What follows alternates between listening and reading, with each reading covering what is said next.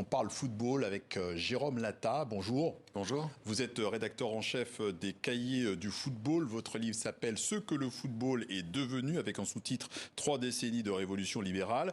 Et il parle précisément du football masculin et européen. Quelques mots en préambule.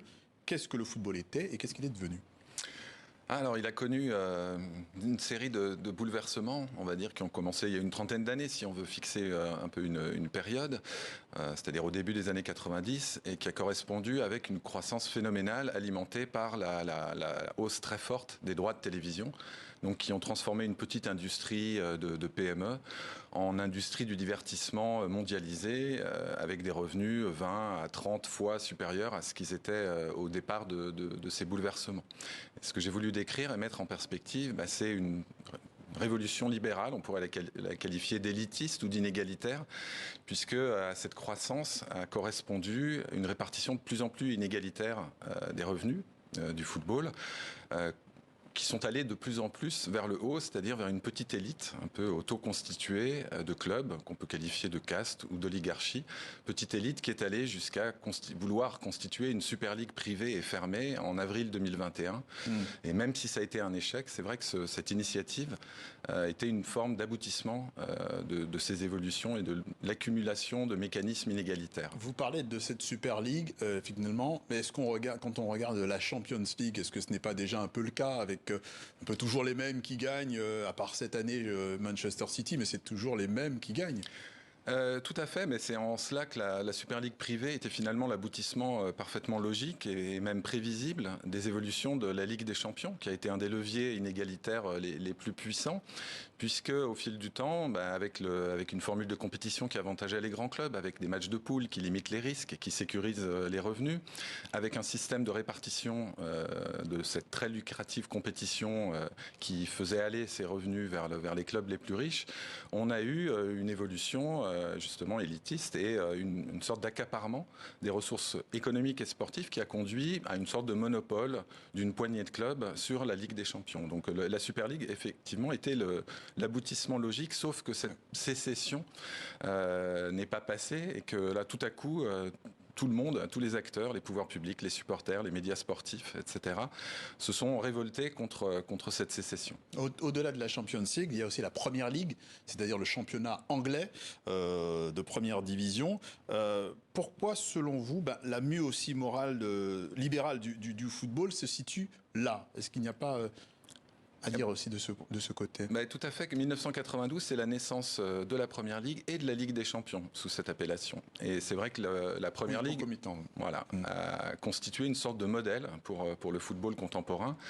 Et il a procédé lui-même d'une sécession, c'est-à-dire que la création de la Première Ligue, c'est les clubs professionnels associés avec le groupe Sky, de la télévision payante, ont décidé de créer une compétition premium qui rapporterait plus d'argent, dont plus de matchs seraient diffusés et qui serait parfaitement marketé au moment où le football international connaissait une très grande croissance et notamment un développement sur des continents qui étaient encore vierges pour lui, c'est-à-dire essentiellement l'Amérique du Nord et l'Asie. Et donc ces nouveaux marchés ont en quelque sorte été préemptés par les clubs de Première Ligue qui ont joué sur... Un peu comme la NBA par exemple aux États-Unis. Un petit peu, oui. C'est pas des franchises, mais c'est un peu l'idée. Voilà, c'est l'idée de développer les clubs comme des marques internationales, de s'appuyer sur leurs traditions tout en reniant bien des traditions à chaque fois qu'un de ces grands clubs a abandonné son stade mythique, comme Arsenal avec Highbury.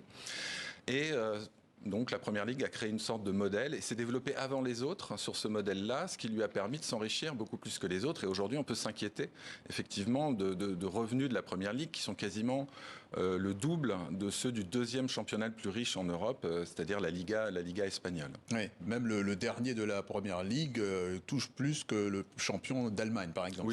Oui, ou de France, par exemple, et sachant que les gros clubs anglais ont également des revenus commerciaux, de marketing, de sponsoring qui sont considérables. Mais est-ce qu'il n'y a pas, Jérôme Latta, aussi un certain piège, parce qu'il y a un peu le sens de l'histoire, on peut le critiquer, mais finalement, est-ce qu'on ne peut pas tomber dans le piège de la nostalgie du c'était mieux avant ? Alors vous avez raison, il faut se méfier de la nostalgie, elle est mauvaise conseillère. On reste tous amoureux du football tel qu'il était quand on est tombé amoureux. Oui, Madeleine de Proust un peu. Voilà, et il ne faut pas chercher à revenir en arrière, mais en revanche, l'intérêt de savoir comment était le football avant, ça permet de mieux voir comment il est aujourd'hui.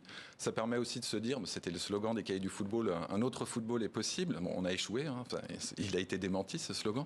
Mais tout au moins, on peut se dire aujourd'hui qu'un autre football reste possible, parce qu'il me semble urgent d'imposer des régulations pour rétablir un équilibre compétitif, rétablir l'intégrité des compétitions. Parce qu'aujourd'hui, les mécanismes que j'évoquais n'ont rien à voir avec le mérite sportif. En fait, c'est un enrichissement des plus riches qu'ils organisent eux-mêmes, avec la complicité des gouvernements du football, qui renoncent à gouverner, l'UEFA, la FIFA. Donc il me semble urgent de remettre des régulations et de rétablir un équilibre pour avoir un football beaucoup plus ouvert, tout au contraire d'une ligue fermée, justement. Alors, en même temps, par exemple, le cas de l'arrêt Bosman, Jean-Marc Bosman, une décision de 95, c'est la Cour européenne qui entérine l'idée que les clubs professionnels sont des entreprises comme les autres. Ça, c'est quand même un alignement à la réalité des autres corps de métier. Oui, tout à fait. Alors, l'arrêt Bosman, il a été pris par la Cour de justice de l'Union européenne en 95 pour rétablir la libre circulation des travailleurs pour le football, hein, qui était dans un régime contractuel tout à fait exceptionnel et qui était inique. C'est-à-dire Jean-Marc Bosman, c'est un joueur assez anonyme qui, en fin de contrat dans son club belge, voulait rejoindre Dunkerque. Or, les règlements lui interdisaient, alors qu'il était en fin de contrat. Mais le problème, c'est que cet arrêt Bosman, il a liquidé la possibilité de mettre des quotas de nationalité, notamment, de joueurs formés à l'extérieur des pays, des clubs concernés. Et donc, il a complètement ouvert et dérégulé le marché des footballeurs, permettant ainsi aux clubs les plus riches de concentrer dans leur effectif les tout meilleurs joueurs internationaux. Et ça, sans aucune limite. Et la Cour de justice, à l'époque, elle avait dit, attention, cette dérégulation, elle est potentiellement dangereuse, il faut établir des régulations. Mais tout le monde s'est caché derrière l'arrêt Bosman, accusé de tous les maux, pour ne pas réguler, pour laisser la croissance filer. Et ça aussi permet, alors on n'aura pas le temps de l'évoquer, aux Français Kylian Mbappé de dire clairement qu'il n'y a pas de nécessité à avoir un transfert au bout du chemin. C'est un petit peu le cas. Voilà. Merci à vous. Jérôme Lata, cofondateur et rédacteur en chef des Cahiers du football, auteur de ce livre « Ce que le football est devenu ». Merci d'être passé par le journal de TV5 Monde. Merci à vous.